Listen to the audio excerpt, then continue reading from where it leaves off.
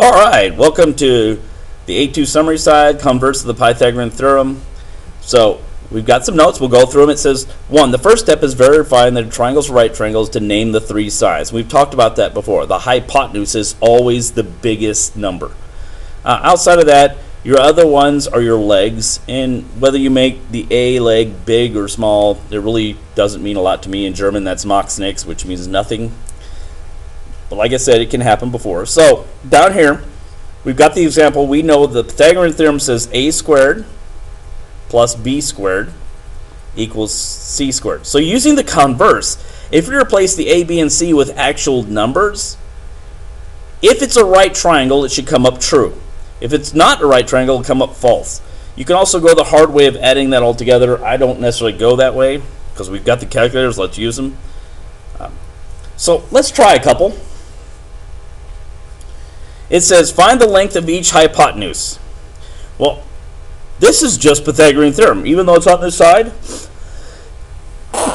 excuse me, even though it's on this side, it's just Pythagorean theorem. So all we need to do is remember that c equals the square root of a squared, 6 squared, plus b squared. I actually got to get a calculator because I didn't get one out.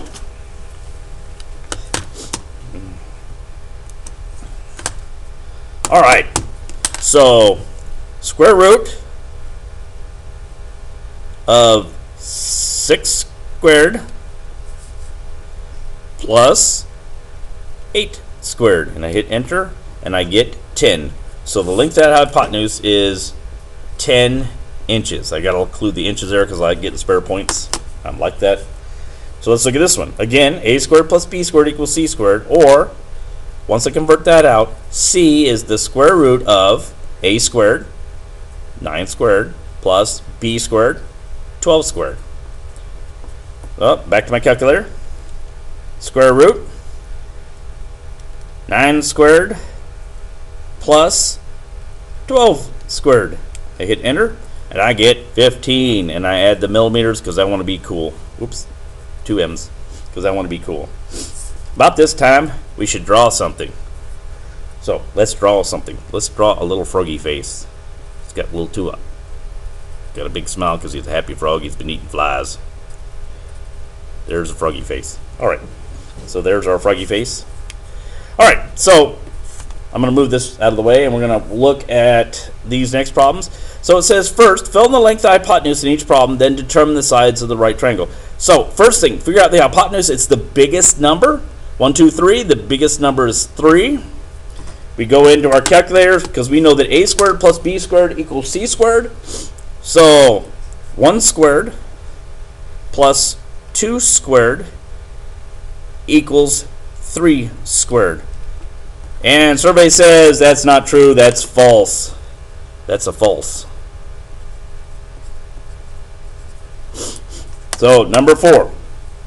8, 7, and 6. The biggest one of those is 8, so 8 must be the hypotenuse. I've got the sniffles. We kick it into our calculator. So I do 6 squared plus 7 squared equals 8 squared. Oh, that's false. All right, last one here. 15, 20, and 25. The biggest number there is 25. The hypotenuse is 25. So a squared plus b squared equals c squared. So I put in here 15 squared. Whoops, didn't do my squared. Plus 20 squared equals 25 squared. Survey says true. All right. So we're going to find out if these form a right triangle. Whether they include radicals or not, so the square roots are fine. We don't have a problem with that. You're going to have to estimate to figure out which is the longest one. In this case, think about this. Square root of 16 is 4. And the square root of 9 is 3. So this is a little more than 3, but a little less than 4 because it falls between the square root of 9 and the square root of 16. So it is the biggest side. So again, we put it in our calculator. So we put in we got the hypotenuse, 2 squared plus 3 squared plus, now here's the deal, if I square a square root, I'm just going to get that number, right? I'll show you in a moment, but let's go ahead and go through the hardcore way here. I'm going to put in parentheses, square root 13. If you don't stick it in parentheses, you'll end up with a mess. Whoops.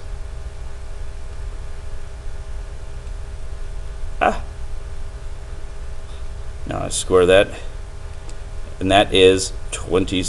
Oh, sorry, I messed that up, didn't I?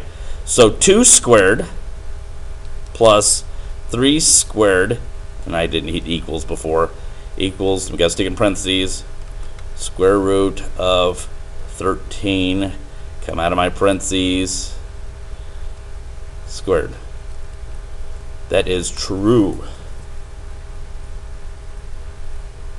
So let's try that outside of it to see what, like I said, if you square something, it's that times that. Well, 2 square roots, if it's the same square root times the same square root, it's going to come out as the number inside. And I'll show you that. We'll use this little example here. So 2 squared plus 3 squared equals, and now I'm going to do that. 13, the square root of 13 squared is 13, and it says it's true. Just a little thing, it makes it life easier, less typing. Now over here it gets a little trickier. So here we've got a mixed number here. Now, the square root of 5.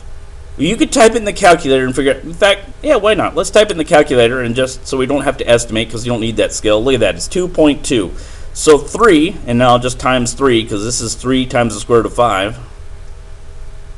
So times 3, and that gives me roughly 6.7. So that's the biggest side out there. I'm not going to use this number except to figure out if it's the hypotenuse, which I can see it is. So a squared, 3 squared, plus b squared, 6 squared. Whoops, it didn't pick up my square the first time. 3 squared plus 6 squared equals, now again, parentheses, we got a big mess here when we got it. It's easier to put in parentheses. 3 square root of 5, I'm going to get out of that, squared. And then I'm going to hit enter. It says that's true, yay me. Alright, so on these here, don't sweat them. Remember, if you're using a calculator, stick this inside of parentheses before you square it. Don't try and solve it. You'll get a mess and it won't come up true because you'll be a couple decimal places off. In real life, you'd be fine. Alright, hope that helps.